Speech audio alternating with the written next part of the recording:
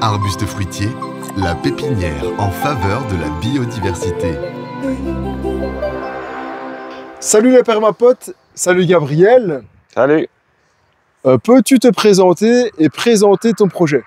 Alors oui, moi je m'appelle Gabriel Lieutenant. Je suis maraîcher professionnel de formation. J'ai eu un projet à l'époque sur Liège. Aujourd'hui, je me suis expatrié depuis 2020 ici à Carlsbourg. Et donc, on a trouvé avec ma compagne cette maison assez extraordinaire avec un terrain d'1,20 hectare autour. Et donc, c'est un projet plutôt familial et d'autonomie au départ, avec des réflexions pour développer des formations et volonté de pouvoir partager en fait des objectifs de jardinage écologique, d'autonomie, d'abondance, etc. Et les trois valeurs du projet, le projet en question s'appelle en fait Au Jardin des Trois Tilleuls, on verra pourquoi après, c'est abondance, beauté et biodiversité.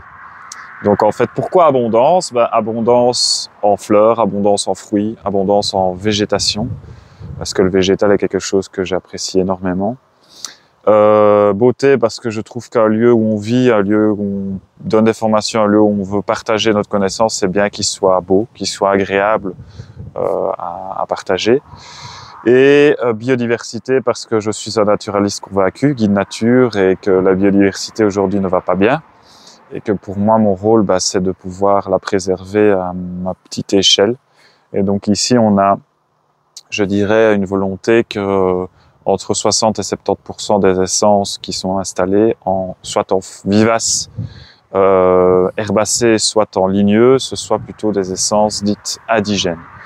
Ou en tout cas, pour les ornementaux qui sont installés, l'objectif de ne pas avoir des fleurs doubles, mais des fleurs simples. Donc ça veut dire des fleurs que les insectes peuvent butiner et venir se nourrir, et qu'après, potentiellement, il y aurait des fruits.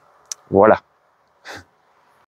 Alors ici, en fait, on est le long de la maison avec un objectif d'avoir une vue en fait sur ce parterre par rapport justement au salon et à la terrasse qui est là. Mon objectif, en fait, c'est de créer un étage de végétation. On a une haie vive derrière qui a une bonne vingtaine d'années maintenant, principalement en noisetier, un peu d'amélanchier, laurier cerise et quelques autres essences. Et le but, en fait, c'est de descendre progressivement vers la strate herbacée de la pelouse. Et donc, dans un objectif justement de pouvoir développer des floraisons abondantes, si possible toute l'année, avec des espèces à la fois mellifères et aussi belles d'un point de vue ornemental, il y a toute une diversité qui a été déjà installée. Donc, on est à la fois sur des arbustes, arbrisseaux et vivaces.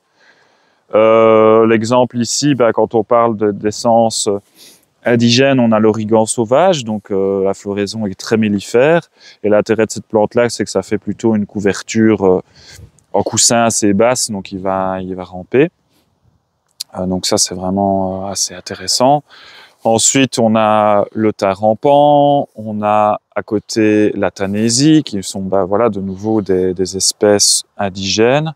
On part ensuite sur plus des espèces ornementales comme l'onagre, qu'on appelle la belle de nuit, la belle du soir, parce qu'elle fleurit parfois, les fleurs s'ouvrent le soir, donc ça c'est particulier. Quand on parle de strates un peu plus hautes, on a nos fameux genêts à balai, donc le genêt sauvage, floraison très mellifère et jaune au printemps. En dessous, on a millepertuis. Je ne sais plus vous dire le nom, mais voilà, l'intérêt de ce millepertuis-là, c'est sa floraison assez mellifère et puis ces petites baies que les oiseaux peuvent manger. Et voilà, donc la diversité est assez grande.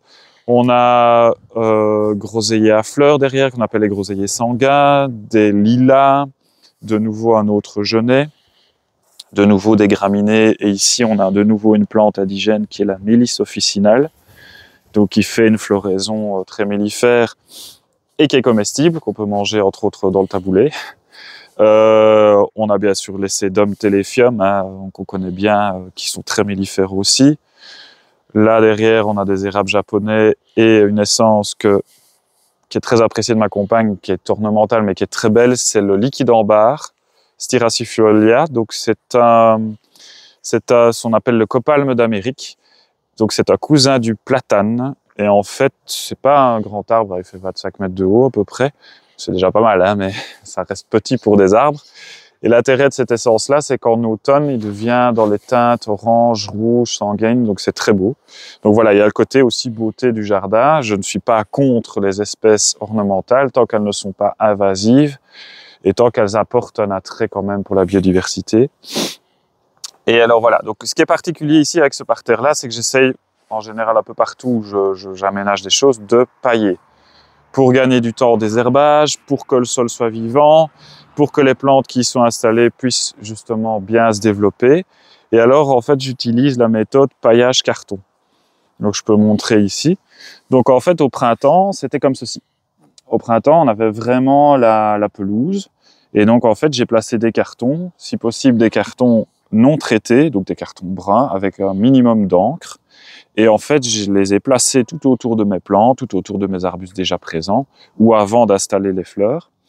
Et par-dessus, j'ai mis du BRF. Et donc, il y a une belle couche, hein, il y a entre 5 et 10 cm. Et quand je gratte maintenant, fin d'été, ben, on aperçoit encore le carton léger, mais en dessous, on voit bien que l'herbe n'est plus là. Donc, je n'ai pas eu un travail du sol à faire préalablement, devoir passer le motoculteur ou quoi. Donc, c'est un objectif aussi, vu qu'on a quand même des principes d'agroécologie et de permaculture ici, de respecter la vie du sol. Alors ici, on arrive dans une deuxième zone du jardin, où en fait, on avait déjà un pommier présent. 2 autres fruitiers ont été installés à droite et à gauche de lui, à peu près à 6 mètres. Donc ce sont des demi-tiges, donc ce seront des fruitiers qui ne feront, comme on le voit, 5-6 mètres de haut, pas plus. Et vu qu'on est dans un milieu déjà semi-ombragé, ben, il y a eu une réflexion, vu qu'on est dans une petite zone jardin-forêt ici, d'avoir une production de petits fruits de mi-ombre. Donc on a les 2 lignes ici devant, où on a des baies de mai, des groseilliers à maquereau. Plus loin, on a aussi des canneberges et des érelles. De nouveau avec un paillage, mais ça c'est un paillage un peu différent. C'est un paillage en fait de résidus de scierie. Donc quand ils coupent les planches de bois, ben, le bois qui n'est pas valorisé est broyé. Donc c'est vraiment du local, hein, c'est de la scierie de Karlsbourg même. Et donc l'objectif aussi c'est d'avoir un paillage plus de résineux, plus acide, qui est bien adapté à tout ce qui est myrtille, érelle, etc. Et dans une réflexion de devoir moins désherber, même si il y en a quand même 1 ou 2, mais c'est pas grand chose. Ici on a la consoude de Russie. Donc en fait, c'est une plus petite consoude que dans le consoude officinal. Et vous voyez, il n'y a rien qui peut pousser à travers, quasi. Et le groseillier maquereau arrive à sortir au-dessus. Bon, là, il est un petit peu petit encore, mais normalement, à terme, ça ira nickel.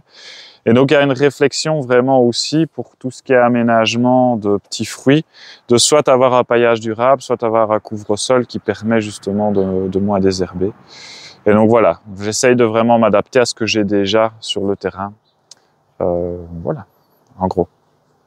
Donc voilà, ici en fait en fond du jardin, on a une haie principalement d'arbres qui a été installée il y a une 20aine d'années. Et c'est de là qu'est venu le nom du projet. Comme on voit, les 3 plus grands, ce sont des tilleuls, au jardin des 3 tilleuls, parce qu'il y en a 3 grands. Et pourquoi ce nom-là? Parce qu'en fait, moi, c'est un peu transmission de génération en génération de l'amour du jardin. Donc mon grand-père était un passionné de potager et de jardin. Mon père aussi, et moi aussi. Il y aura peut-être un 4e. Hein. En tout cas, mon fils adore aller au jardin dès qu'il peut sortir dehors, dès qu'il demande pour aller dehors. Donc ça, c'est génial. Donc voilà. L'intérêt aussi du tilleul, ça rejoint vraiment les 3 valeurs. Abondance, beauté, biodiversité. Ce sont des très beaux arbres, déjà. Deuxièmement, au niveau de l'abondance de fleurs, c'est assez extraordinaire. Quand ils fleurissent, ça sent bon dans tout le jardin et c'est très beau. Et la biodiversité est favorisée parce que les abeilles aiment vraiment beaucoup la floraison de cet arbre. Donc voilà. Ici, on va revenir un peu au jardin. Donc en fait, la partie ici qu'on voit devant, c'est vraiment la zone où il y a le potager. Malheureusement, cette année, avec la météo qu'on a eue, il a été un petit peu mis en stand-by. Il y a surtout une concentration sur l'aménagement autour. Il y a 3 blocs. Un premier, ici à gauche, un deuxième, et puis un 3e au fond, qu'on va voir un peu plus loin. Et alors, ce sont des planches en surbut, d'à peu près, planches de culture, comme on dit, d'à peu près 80 cm de large sur 8 mètres de long.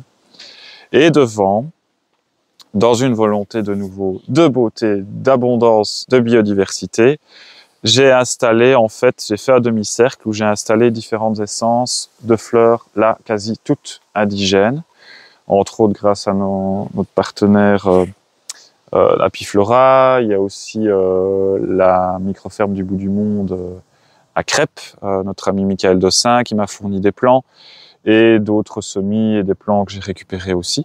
Et donc l'objectif vraiment de ces fleurs-là, c'est d'apporter déjà de la beauté au niveau de la floraison, d'attirer les insectes qui pourront comme ça être proches justement du potager, et de permettre à la biodiversité d'être valorisée. Et alors chaque fois, en fait, autour de ces demi-arcs de cercle, on a une petite haie qui a été installée. Donc on est sur de l'érable champêtre, du hêtre, du charme et du troène, qui sont en fait des essences qui se taillent très très bien. Et l'objectif de ces essences-là, c'est de faire une haie basse qui est un peu une limite visuelle, une limite aussi physique par rapport aux fleurs, sans non plus cacher la vue derrière, et ça apporte aussi de la biodiversité. Et chaque fois, on a deux essences d'arbres plutôt de petite taille qui vont faire un peu une boule, comme le catalpa ici, Bignoides, c'est un nom un peu dur à prononcer, mais c'est un catalpa boule. Et donc le but, c'est vraiment d'avoir ce rappel-là, comme le parterre derrière, et ce côté ornemental qui est quand même valorisé sans non plus être à l'excès. Donc ça, c'est pour ce parterre-là. Tout autour du potager, de part et d'autre, on est parti plus sur les condimentaires, donc herbes aromatiques. Là-bas au fond, on a de nouveau de l'origan, on a de la sauge, on a de la guimauve, l'immense plante qu'on voit là-bas en fleurs. Ça, c'est la guimauve officinale. On a aussi la menthe poivrée, etc. De ce côté-là, on peut venir voir, on a aussi différents types de menthe. On a la menthe verte, menthe velue, pardon, et menthe verte. On a l'herbe à coca, on a la sarriette, enfin il y a toute une série d'essences. Et dans l'objectif aussi d'abondance et de production, on a la fameuse asperge verte et mauve. Mauve surtout au niveau des pousses, enfin violette comme on dit. Et donc voilà, là ça a été installé dans un objectif de durabilité parce qu'il faut savoir que l'asperge, c'est au moins une quinzaine d'années de vie. Et il faut attendre au moins 3 ans pour commencer à pouvoir récolter dessus. Donc voilà, et ici, le côté un peu beauté, esthétique, on a une allée, en fait, où moi j'ai volontairement ouvert à travers les arbres pour avoir une vue sur la prairie au fond. Et on a 3 arcades qui sont installées. La première ici, en fait, accueille des charmes qui vont être palissés autour de l'arcade pour faire vraiment une voûte végétale. La deuxième, on peut aller la voir, c'est en fait du houblon. Et il faut savoir que le houblon est dioïque, donc pied mâle et pied femelle séparés. Et ici, on a le pied femelle qui sent bien. Donc on voit bien les cônes formés. Et de nouveau, on est sur l'arcade en question. Et au fond, il y en a une troisième où là, on est sur du chèvrefeuille qui est vraiment bien adapté aux conditions de mi-ombre sous les arbres. Donc voilà. Et le mur en pierre sèche qui se trouve derrière, oui. Est-ce que tu peux nous en parler? Alors, moi, je suis un amoureux du minéral. Pour moi, le minéral a toute sa place dans un jardin naturel. Et j'apprécie tout particulièrement les murs en pierre sèche, où en fait, la conception de mur en pierre sèche, comme son nom l'indique, c'est sec. Donc, il n'y a pas de matière de soudage entre les pierres. Donc, pas de ciment, pas de béton, pas de colle ou quoi que ce soit. Donc, les pierres sont posées. Donc, c'est quand même tout un travail de puzzle pour ne pas que le mur s'effondre. Et l'intérêt de ces murs-là, d'un point de vue biodiversité, c'est que déjà toutes les infractuosités dans le mur vont permettre à différents insectes et petits animaux de venir s'abriter. On peut envisager, bon pas sur celui-là, mais on peut envisager l'installation d'abris à insectes, même parfois au pied du mur de nids à belettes. Donc ça peut être tout à fait possible de le faire. Et moi j'aime beaucoup les plantes et comme on voit, j'ai installé des plantes qu'on appelle des plantes grasses, donc la famille du sédum, qui pousse dans presque rien comme terre et qui fleurit et qui apporte beaucoup de fleurs justement pour les insectes. Voilà, un peu le principe des murs. Donc ici de nouveau on est sur le deuxième bloc du potager, on a de nouveau l'arcade devant nous, enfin le demi-cercle avec les différentes fleurs sauvages. Elles sont différentes de l'autre parterre, donc le but aussi c'est d'avoir une biodiversité. Et chaque fois, en fait, sur ces demi-cercles, on a 3 arcades, 3 entrées, où au pied de chacune, il y a une plante grimpante. L'objectif aussi d'apporter encore une floraison, un côté esthétique au jardin. Et ici, on peut s'approcher un peu et en fait, on a déjà une, ça donne déjà pas mal le rendu. C'est un chèvrefeuille des jardins. Et en une année, il a déjà bien poussé sur l'arcade. Et en fait, ces arcades-là, c'est fait par un voisin soudeur. Et c'est des fers à béton. Et donc l'objectif aussi, c'est la durabilité de ce qu'on installe, de ne pas devoir changer les arcades après quelques années parce qu'elles sont pourries ou cassées. Et donc normalement, ça tiendra à vie, donc ça ne bougera pas. Voilà, donc ici aussi, pour rappel des entrées, on a une graminée, c'est un miscanthus, mais plutôt petit modèle, parce que comme on voit là derrière, on a le miscanthus giganteus. Donc le but de cette plante-là, justement, quand on parle d'abondance, beauté, biodiversité, c'est le côté esthétique de la plante, mais c'est le côté aussi d'abondance en canne qu'on va pouvoir sécher, ou elles seront sèches de toute façon au printemps parce que la plante meurt en hiver, en tout cas la partie aérienne, et on pourra broyer et utiliser ça comme paillage au jardin. Donc voilà, c'est vraiment ce but-là d'avoir un système circulaire au niveau du jardin, au niveau de la production, de ce qu'on a ici sur place.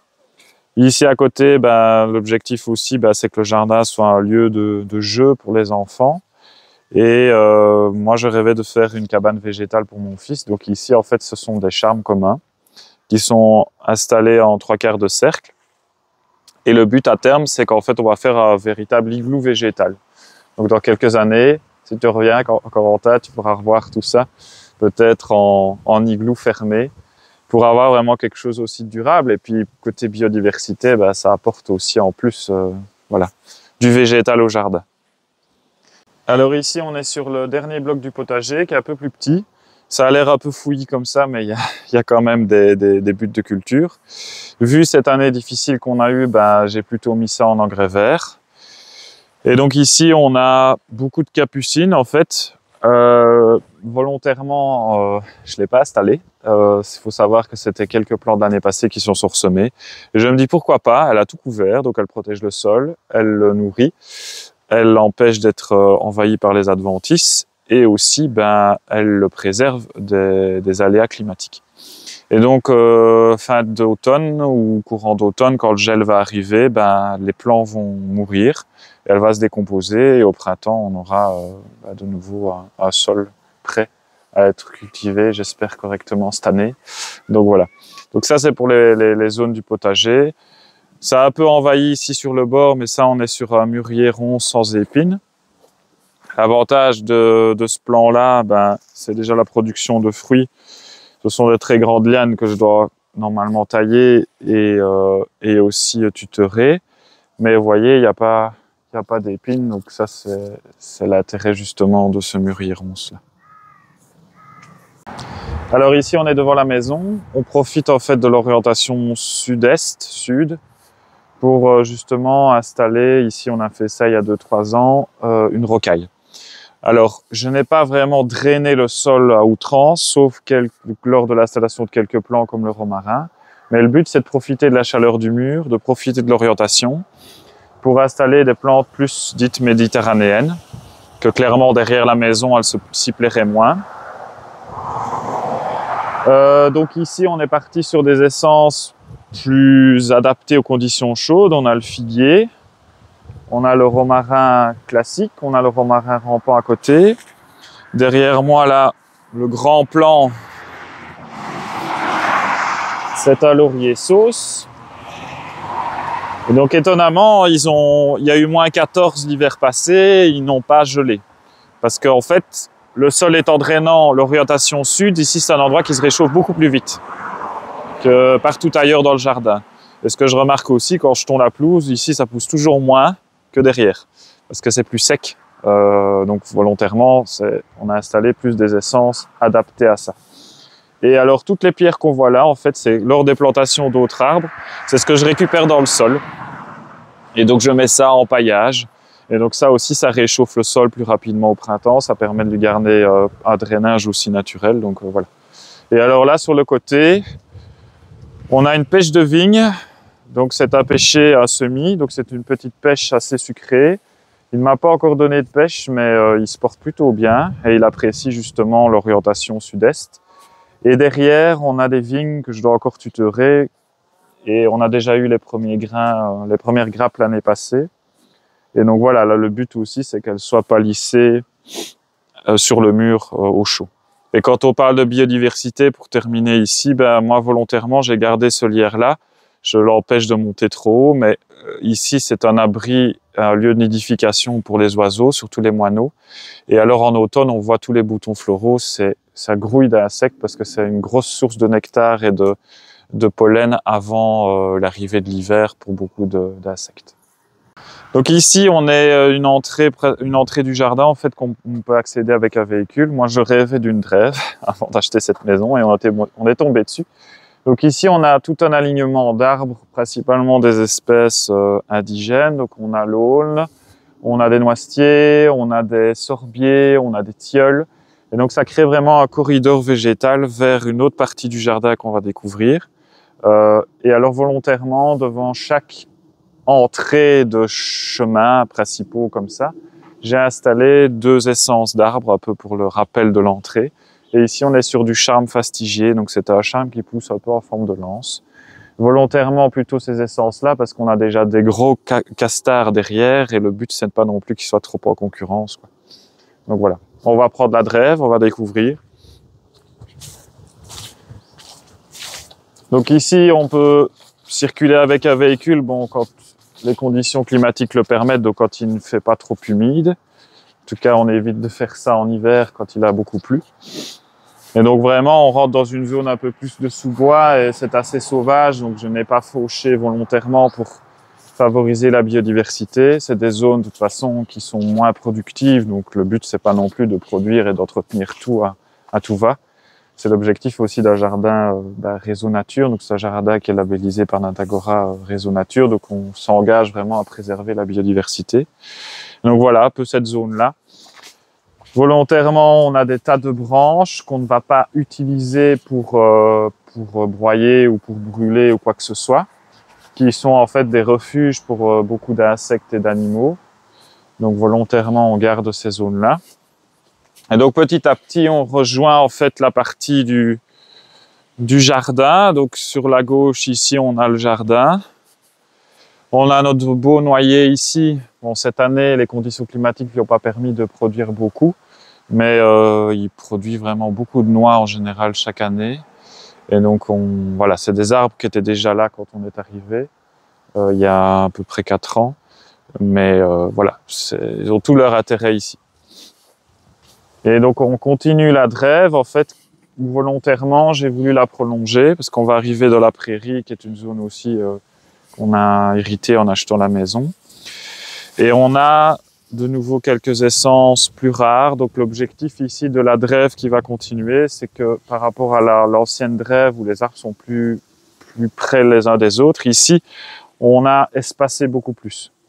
Surtout dans la prairie, les grands arbres sont espacés de 10 mètres chacun, en quinconce sur 2 lignes. Et les 2 lignes sont espacées elles-mêmes d'au moins 8 à 10 mètres. Et donc, en fait, ces essences-là d'arbres remarquables, je vais les laisser faire leur vie. Parce que moi qui suis un amoureux du végétal, le but, c'est d'avoir aussi ce côté botanique présent et de leur laisser faire leur vie. Mais entre, j'ai de l'espace disponible. Donc, je vais vous montrer ce que j'ai fait avec l'espace disponible.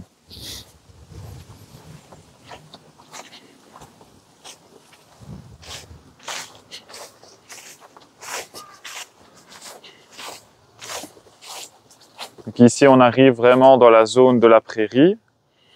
On a une haie vive en arrière-plan. Donc le principe d'une haie vive, c'est une haie sur 2-3 rangs, d'essence principalement indigène, qui va laisser être vive. Donc ça veut dire qu'on ne la taille pas en hauteur, on la taille éventuellement un peu sur les côtés. Le but, c'est la biodiversité, l'effet brise-vent, maintien des sols, anti-érosion, régulation de la température, etc. Donc c'est que du positif pour la prairie et pour le jardin.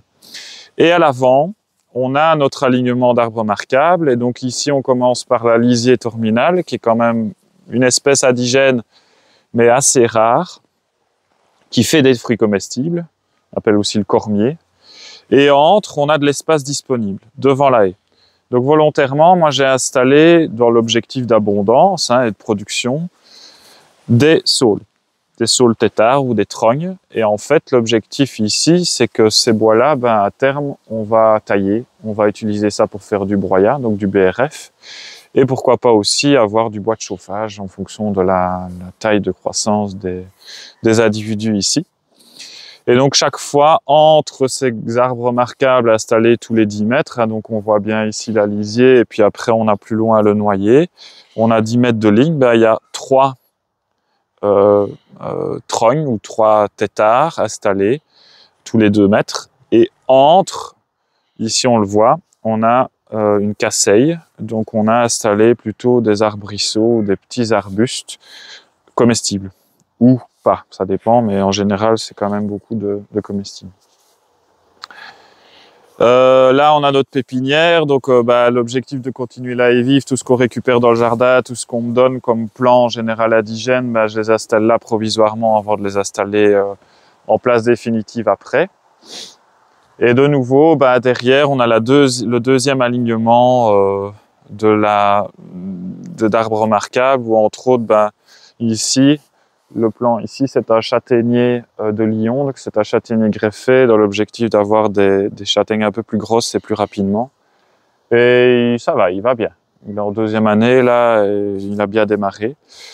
Il faut dire qu'avec une année pareille, moi j'ai été complètement subjugué quand je suis rentré de vacances, parce qu'on a certains arbres qui ont pris plus d'1 mètre de pouce en 2 semaines, et c'était assez incroyable, quoi. Donc l'eau a été bénéfique pour la biomasse, donc la production de bois, peut-être moins pour les fruits, mais pour ça c'était pas mal.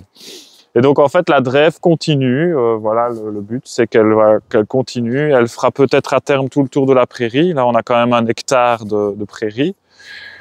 Et il y a des réflexions et des projets pour, à terme, que cette prairie-là soit à la fois accueillante pour la biodiversité, permettre d'avoir un petit élevage, l'installation d'un verger, l'installation aussi à terme sûrement d'arbres haute tige, donc d'un verger haute tige, pour avoir vraiment des fruits en abondance. Donc voilà, il y a de quoi faire, il y a de quoi s'amuser, mais petit à petit. Voilà.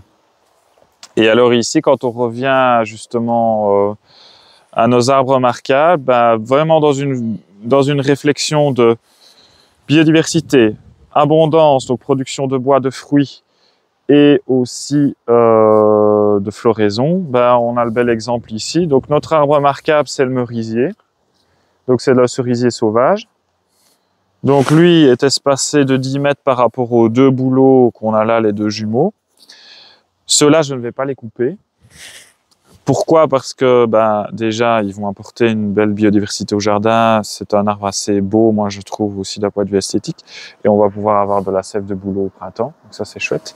Mais entre, sur les 10 mètres de long, de nouveau, j'ai installé, comme on voit ici le bouleau et le saule là, des trognes ou des arbres à biomasse. Donc pourquoi le bouleau? Parce qu'en fait, le bouleau, celui-là, on a du mal à le croire, mais il est en 2e année. Quand je l'ai planté, il faisait 30 cm. Donc voilà, 2e année, c'est pas mal. Le coco, en fait, en une quinzaine d'années, il fera une quinzaine de mètres de haut. Parce qu'en général, à bouleau, les 10 premières années de sa vie, il fait 1 mètre à 1,50 m de croissance par an. Et donc, lui, à terme, il va être coupé pour faire du bois de chauffage.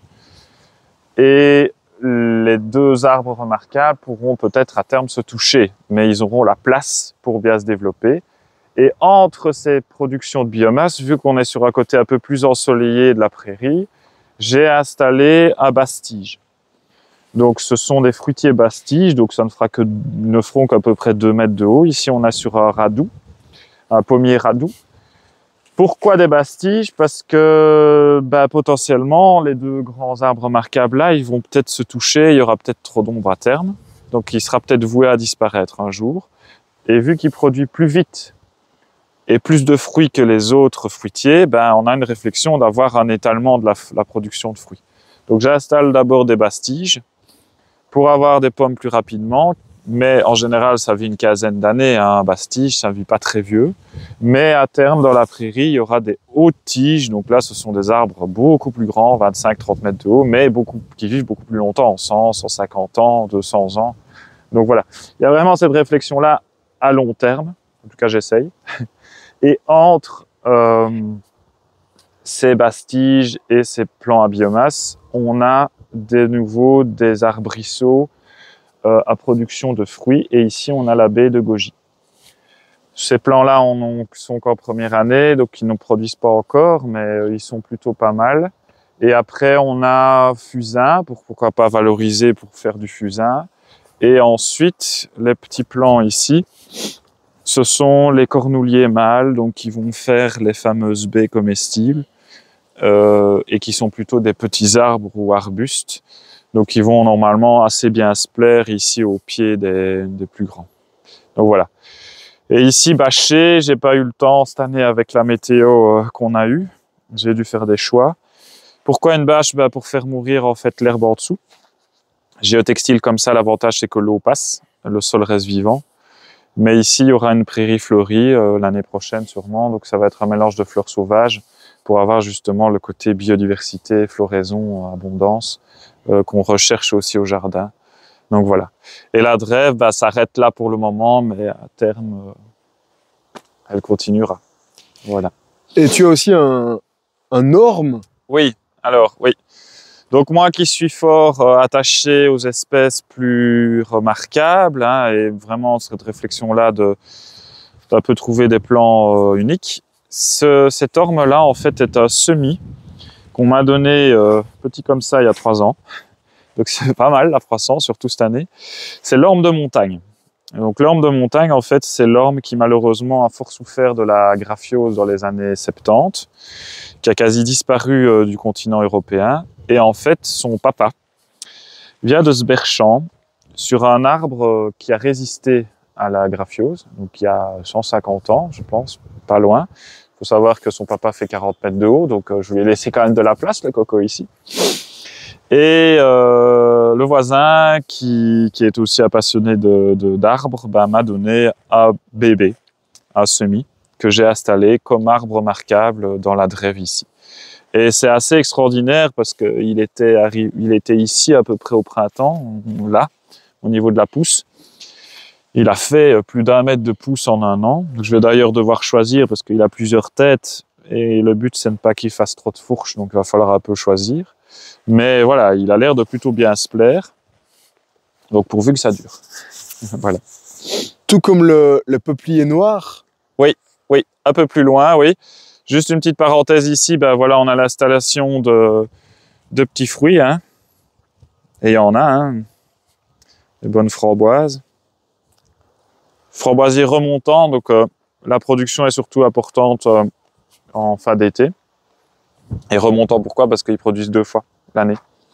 Donc ils produisent en général début juillet et en septembre. Et on va arriver effectivement à notre peuplier noir. Donc en fait, dans une réflexion de biomasse, d'arbres remarquables, etc., lui, c'est un champion de la croissance. Donc, ce sont en fait peupliers noirs du Canada. On a beaucoup de cultivars, on a beaucoup de variétés hybrides, etc. aujourd'hui, qui sont surtout utilisées pour la production de papier, en fait, ou la production de bois d'allumettes, de caissettes, etc. C'est assez incroyable la croissance qu'il a. C'est même assez phénoménal. Ici, on est en moyenne sur 1 à 1,50 m de pousse par an minimum. Ce coco-là, si je me souviens bien, je l'ai eu au stade 30 cm en 2021. Et comme on voit ici, il fait déjà 3 bons mètres de haut. Alors que la première année, il l'a passé en pot et il n'a été installé que début 2022 en place. Et donc voilà, il a vraiment bien développé. Il faut savoir que lui, à l'âge adulte, il peut faire entre 30 et 40 mètres de haut. Donc il faut de la place. Donc ici, de nouveau, il est espacé quand même de 10 mètres par rapport à ses congénères. Et le plus proche des grands cocos est là derrière, c'est un tulipier de Virginie qui va devenir aussi assez castard.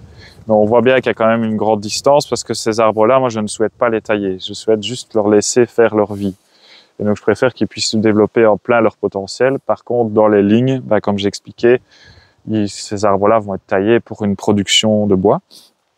Et vu qu'il se bouture super facilement le peuplier ici, il m'a donné plein de bébés que j'ai déjà donné à des amis, des boutures en hiver, et que j'ai aussi utilisé moi pour pouvoir utiliser ce peuplier-là en trogne ou en tétard dans les lignes entre les arbres remarquables. Donc voilà, il y a vraiment une chose, plusieurs fonctions, comme on dit. Voilà, rien ne se perd, rien ne se crée, tout se transforme. C'est vraiment un peu aussi la devise ici au jardin.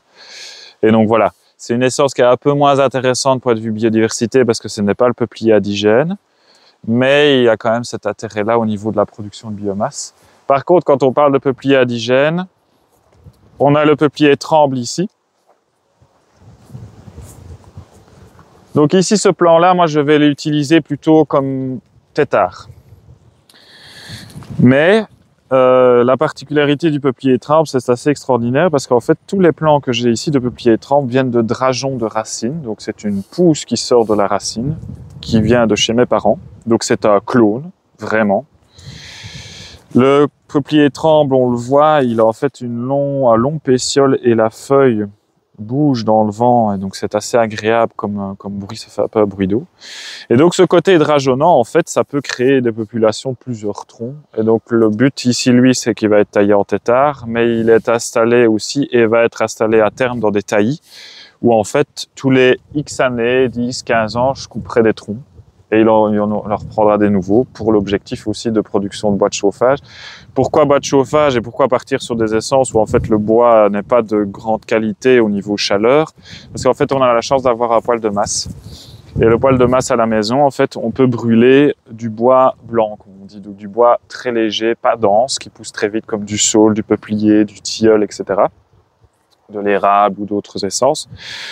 Et donc le but, c'est toute cette trogne, tous ces tétards, tous ces bouleaux qu'on va couper à terme, c'est à la fois production de BRF, donc de broyat pour pouvoir pailler nos haies, pouvoir pailler notre potager, pouvoir pailler nos vivaces, et production de bois pour se chauffer.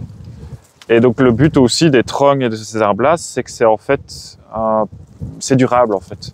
Je vais pas aller foutre par terre un hêtre de 150 ans et après c'est fini. Non. Là, ces cocos-là, pendant des années, je vais peut-être prélever du bois sur eux. Les saules, c'est la même chose. Tous les 2, 3, 4 ans, en fonction de leur croissance, je vais aller couper dedans pour avoir du bois de chauffage. Et donc vraiment, voilà. Toute cette réflexion-là. On vient de faire le tour de ton projet. On retrouve bien les notions d'abondance, de biodiversité et de beauté. Merci beaucoup à toi pour le temps passé avec nous. Merci à toi. J'espère que la vidéo vous a plu. On mettra le lien vers la page Facebook du Jardin des Trois Tilleuls en bas de la vidéo. N'hésitez pas à lâcher un petit like, à écrire en commentaire et à vous abonner à la chaîne. À bientôt les permapotes. Salut.